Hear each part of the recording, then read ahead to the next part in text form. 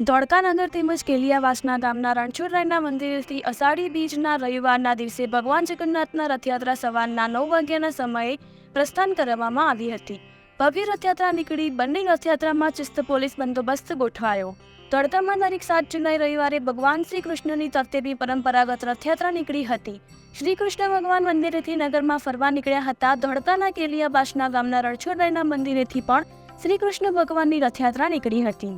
આ રથયાત્રામાં મોટી સંખ્યામાં ભક્તો જોડાયા હતા અને કેલિયાવાસના ગામના રણછોડરાયજીના મંદિરેથી નીકળેલી રથયાત્રા કલીકુંડ સર્કલ ખાતે પહોંચી પરત રણછોડરાયજીના મંદિરે પરત ફરી હતી. રથયાત્રા સંદર્ભે રસ્તામાં સેવા કેમ્પો પણ ગોઠવાયા હતા, જેમાં છાશ, શરબત, સોડા, નાસ્તો, ઠંડુ પાણી સહિતના સેવા કેમ્પો ગોઠવ્યા હતા.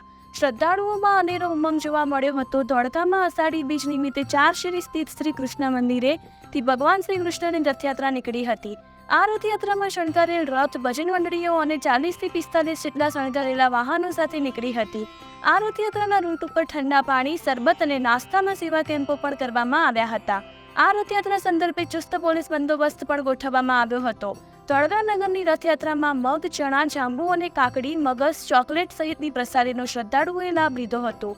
આ રથયાત્રામાં હજારો લોકો જોડાયા હતા. ભગવાન શ્રી કૃષ્ણની રથયાત્રા સંદર્ભે ધોળકા ટાઉન અને ધોળકા રૂરલ પોલીસનો જરૂરી પોલીસ બંદોબસ્ત ગોઠવાયો હતો.